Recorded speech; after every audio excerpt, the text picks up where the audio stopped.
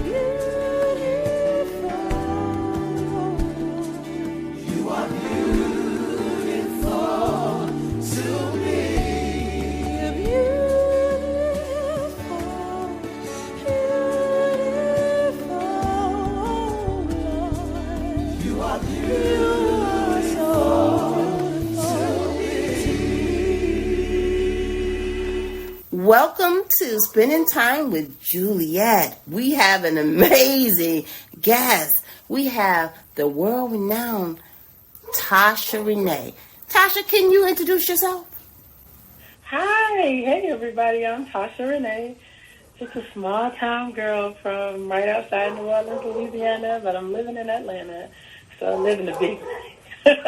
Oh, my goodness. Now, Tasha, tell me, how did you ever get started singing opera? Oh, wow. So, let's see. I've been singing since I was 3, right? 3? And of course, I started singing yes. My mom said I came out the womb falling. Oh, my goodness. Yeah, so I've been singing since I was 3 in church. And when I got to middle school, I joined the choir at school, and I went to a predominantly white school at the time. And so the chorus at that time, our chorus teacher was teaching us classically. Of course, we did some spirituals and things like that, but I was like, okay, this is cool. My voice could do this too, sure. So I got to high school and got deeper into it, started doing we had operas at our high school, so I would be a part of those. We would be able to travel outside the country, and so I was able to explore different things. And so when I got to college, I wasn't really excited about college. As much as I loved school, when I got to college, I was over it. So I was like, let me pick something that's easy, that I already know, so I could get through this real quick. Right. And so it was music. And I met my teacher there. Her name was Dr. Valerie Jones Francis. And she was an opera singer. And she was like, you have the talent. You could do this for real. And I was like, whatever. I'm black. Who does, And she schooled me about Leontine Price and some of the other phenomenal black opera singers. And she was like, you have to understand, our voices were made for this.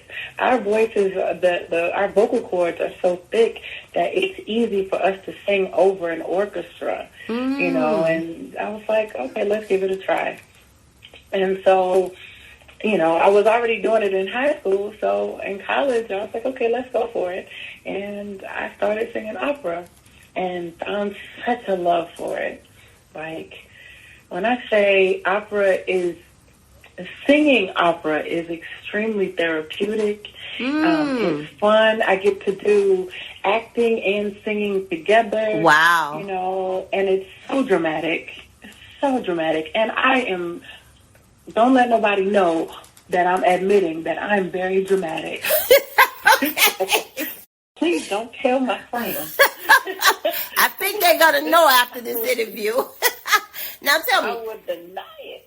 How many octaves do you have? How many octaves do you sing? I am what you would consider the dramatic soprano, so I actually can sing from tenor to soprano. So I think I don't have all the Mariah's whistle tones. I have a few. Wow. So I got quite a few octaves. Wow. Now, Definitely. what would you advise? What advice would you give an inspiring opera singer, someone that wants to sing opera? What advice would you give them? I would say, first thing is, don't feel like because you are of African descent that this isn't something that you should do. I've had a lot of young ones who didn't think opera was for them because it's like, that's not for us. It is. And then I would say get to a good vocal coach who can help you to hone in on that skill, because singing opera is definitely a skill. And you have to learn how to place the notes and where to place them, and then how to have the stamina to be able to sing a full 3-hour opera. And 3 hours? Opera is like 3 hours? Oh, God. That's a lot. Yes, a good opera can be 3 hours long. I would be honest. I've never well-known operas are that long. I'm going to be honest, I've never went to an opera before, but after talking to you, I may just do that. Go see Madame Butterfly or something. Oh, Madame Butterfly is absolutely beautiful. Also, Aida is a black star. Aida is a black queen. Also, Porgy and Bess. Okay. Porgy and Bess is probably one of my favorite operas. It was my professional debut. Wow. And it's basically the first black opera. Now, how did you get the role of Porgy and Bess? How did you get that role? So when we were in college, there was the New Orleans Opera Association that we were all affiliated with from being in the opera programs at our college at school. And so we had to do chorus. And most of the time we did the chorus. And this particular time they offered some of us to audition for a role in the show. And it was a bunch of us that auditioned, and gratefully I was able to get one of those roles to make my professional opera debut on the professional stage. Wow. Now, did you have to take acting as well? You took some acting courses? Or is this natural? Oh. Yeah, you have to be able to act, you have to be able to sing, you have to have good stamina, like as far as your physicality has to be good. We had to take dance classes. We had to take it all. Opera incorporates all of it. You can dance, you're going to sing, you're going to act, all of it. Wow, I never thought about all the genres that opera incorporates. That is fantastic. Now tell me, who is your biggest influencer as far as a singer is concerned? So when it came to opera, I was a big Leontine Price fan. I loved all of the strides that she made for us in the genre. But then also I'm an R&B girl, a jazz girl. So Jill Scott and Ella Fitzgerald are my two favorites. Okay. Now, how did you get into jazz and R&B? How did you get into those two genres of music? Well, like I said, I started off in church.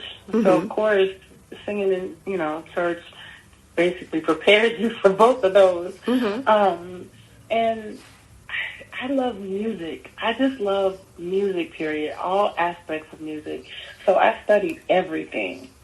And when I was in Louisiana and when I was in New Orleans, I was a part of a group, and we were signed to, we had management and all of that, and we did background for major artists as well as had our own album. And one of the artists that we worked with was like a neo-soul gospel artist. And so I would listen to her music because I went through my era of only listening to gospel music. And so, I would listen to all of that. But then I started listening to R&B and gospel and soul and jazz and country and funk and all of the old school music. And I just fell in love with storytelling and making you feel. And so when it came to storytelling and making you feel, to me, Ella Fitzgerald, the queen of jazz. The scat queen, the scat. Yes. Being able to tell a story with just her voice. Like you could close your eyes and feel what she was saying. And then adding the scatting to it, man, that just that was my thing. And I learned about Jill Scott just from listening to the radio. And I remember when she first came out, I'm going to tell you, the first thing that grabbed me about her was she looked like me. She was a beautiful, thick girl, and she could blow. And that drew my attention first. And then storytelling, she could tell a good story. She can sing a good story. She could write a good story. She's a poet. She was into poetry and still does poetry. And then I also found out that she also went to a performing arts high school, and she learned all the genres, and she incorporates all genres into her music as well. Wow. And that was very inspirational for me, because even when I teach my kids, artistry is not about being one-dimensional, but it's being multidimensional and being able to pull from every genre, everything that you can do. And you never know what you can do until you try it all. Wow. And when you pull it all together, that's your voice. Now, you teach music, too? Yes, ma'am. I have my own performing arts school. I teach. I do in-home voice, piano, and acting lessons. Yeah. Oh, so how did you come about doing something like this? What inspired you to create your own thing to help you want to help other kids? Let's be honest, this is not what I wanted to do. So, no, I did not want to teach. I've wanted to perform my entire life. But when I was in college, my teacher was pregnant. And one day she told me, she said, when I go on maternity leave, I would trust my students to you. I'm just in college like that. But you get it. And you can teach it. Wow. And then I had, I was able to help some of her students while she was on maternity leave. And some other kids decided they wanted lessons as well.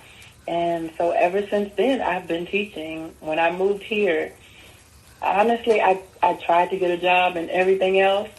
And it was almost like God was like, no, ma'am, you're going to teach.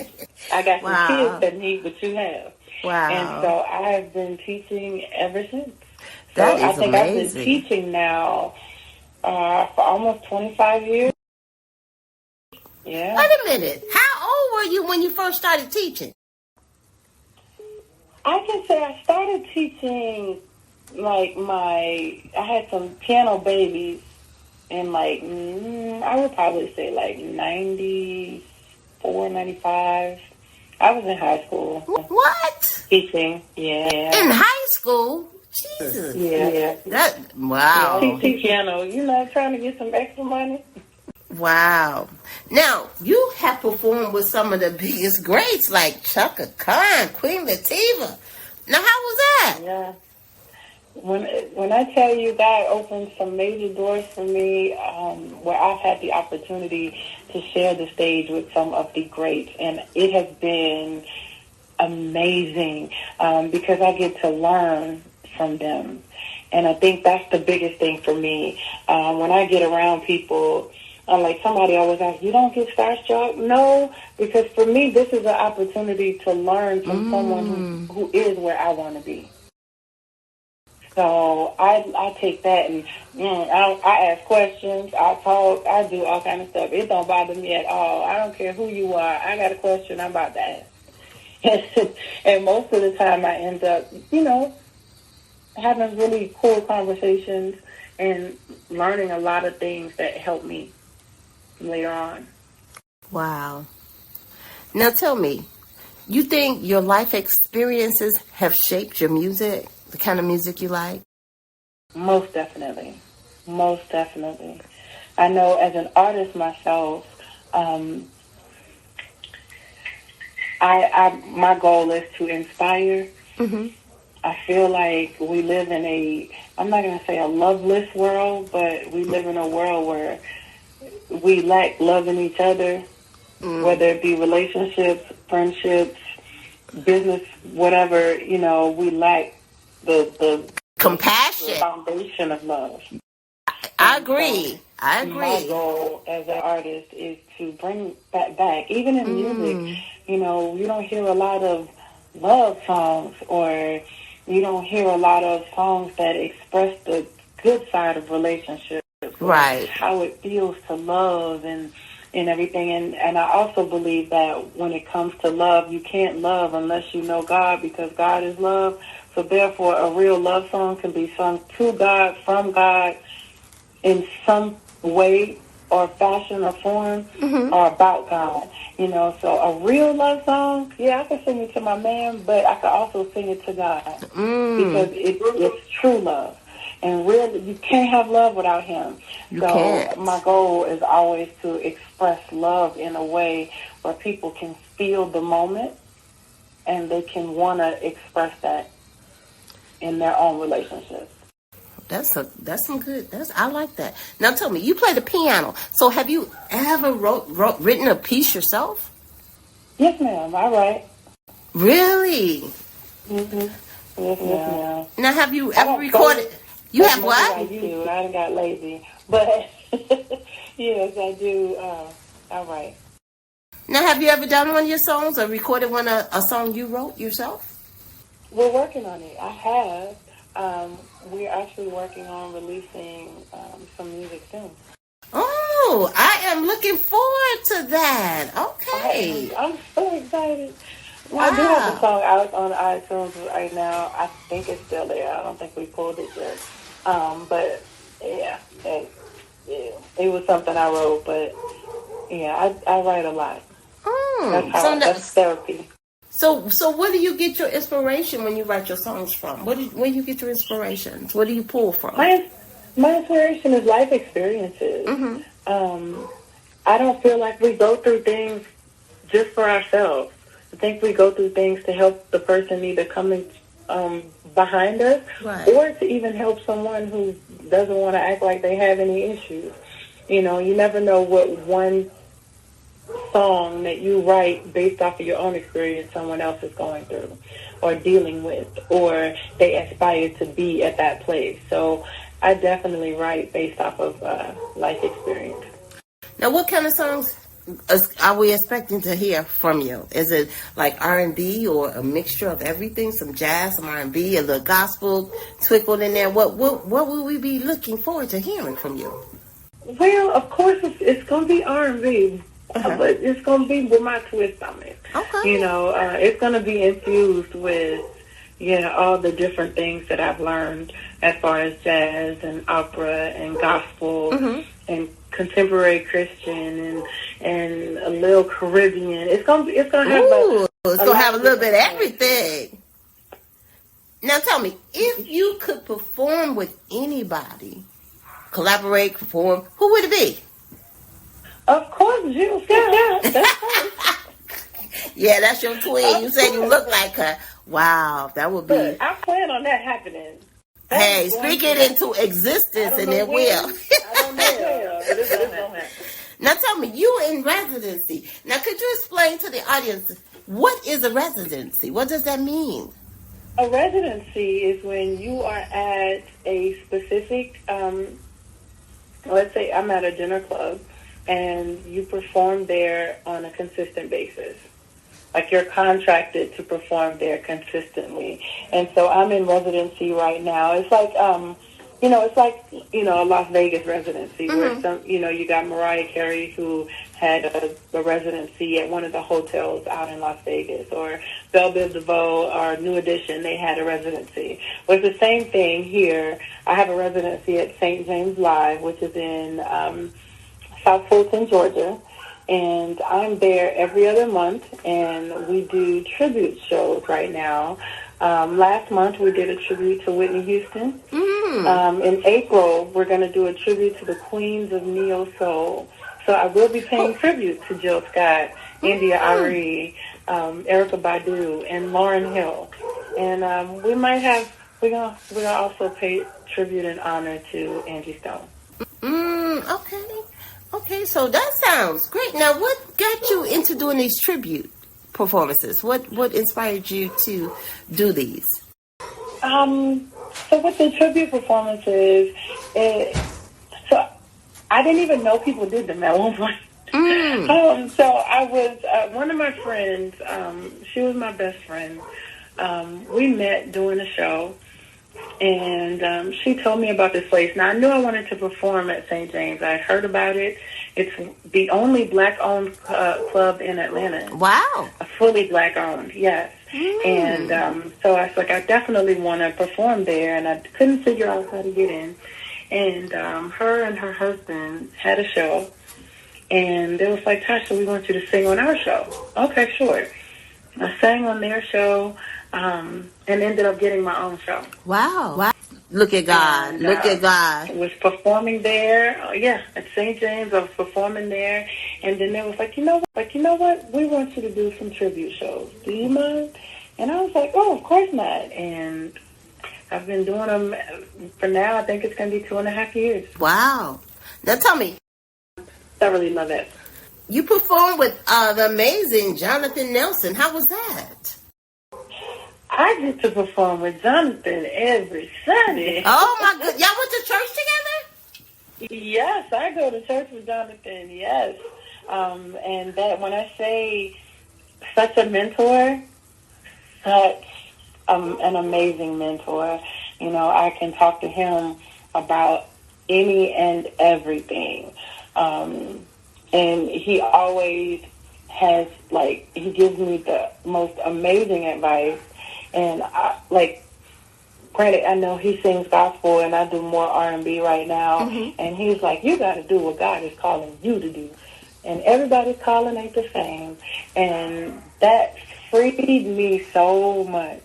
And it made me feel good to have someone in my life that I can go to.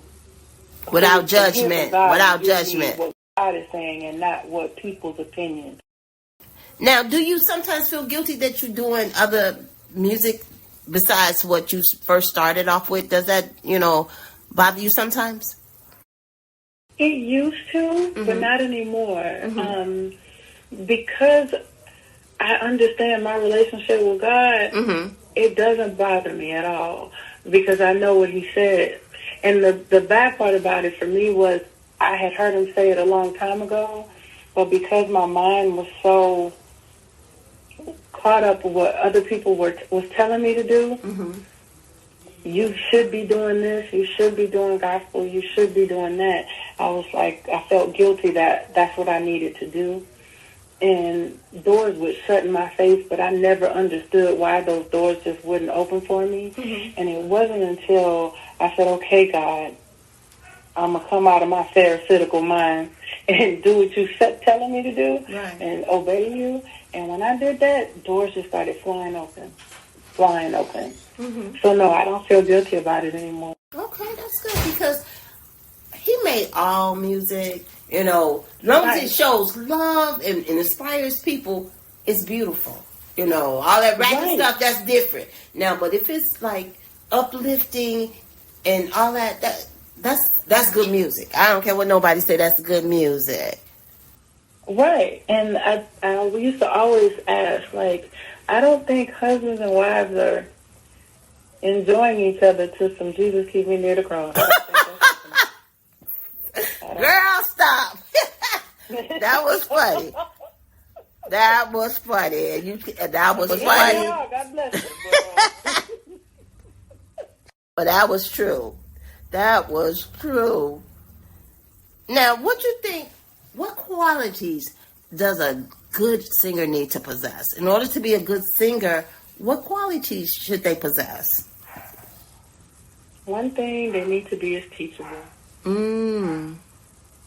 There's a lot of singers that can sing, but because they're not teachable, they don't go very far. Wow. If you think you've already arrived, then it's over. No. But if you can still learn, then you can grow in this thing and get better because the world is constantly changing. It is. And you have to be open to change. You have to be open to it at all times. And if you are not open to that, you can forget it. But definitely stay teachable. That's some good advice because a lot of people, their head get too big and forget where all the music and everything come from, where the gift come from. It comes from God. And they forget that and they think it comes from themselves when it doesn't. Right. Now tell me, what song have you sung that you feel most connected with? Sung or written? What song do you feel most connected with and why? See, okay, so for me, I'm connected to a lot of different music. Mm-hmm. And I'm connected to a lot of different songs because, there's a song for almost every area of life. But the song I probably would say I feel the most connected to in this moment. I just finished a lesson with one of my students, and I was helping her with some worship songs. And the song that just kind of almost brought me to tears just in the lesson was, it's a song called More Than Anything by Lamar Campbell, where it talks, he says, I love you, Jesus. I worship and adore you. Just want to tell you, Lord, I love you more than anything.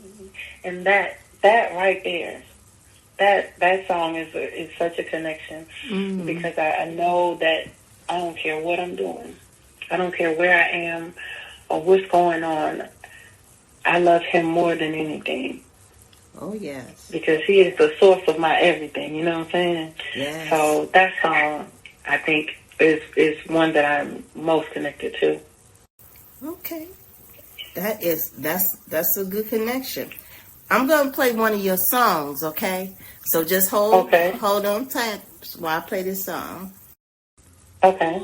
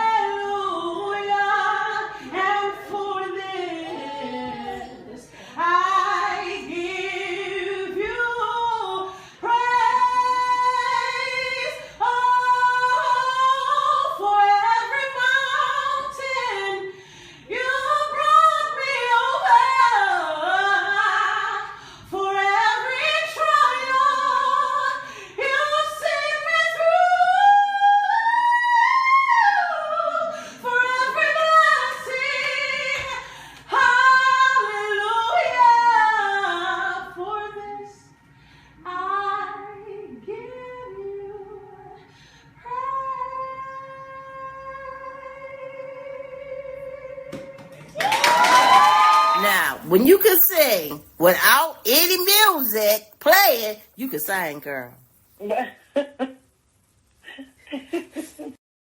Wasn't no piano, no drum, no guitar. You can sing, girl. You really can.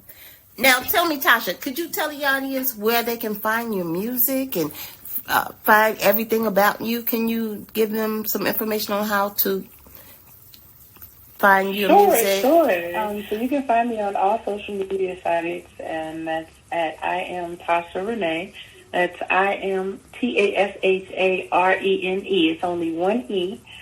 And that's on all social media: Facebook, Instagram, TikTok, Lemonade. And on YouTube, you can find me at Tasha Renee TV, TASHA.RENE TV. And I definitely have, a plethora of videos and things that you can watch of me performing and singing. And that's all genres you can see. Now, we have new music coming out at the end of April, and it'll be on all music platforms. I am looking forward to that. Yeah, I'm so excited about it. It's going to be pretty dope, and we'll have some more music we're going to continue to release as well throughout the year. So, and of course, you can always come to see me at St. James Live. My next show is April 12th. It's the second Saturday in April, and the Queens of Neo Soul, Jill Scott, India Ari, Erykah Badu, Lauryn Hill, and of course, we have to pay homage to Angie Stone. All right then. Well, thank you for coming on to Spending Time with Juliette. Thank you for tuning into my program. I hope you join us again next week. So enjoy your morning, your afternoon, or your evening. And again, keep God first, and God is good all the time. See you again.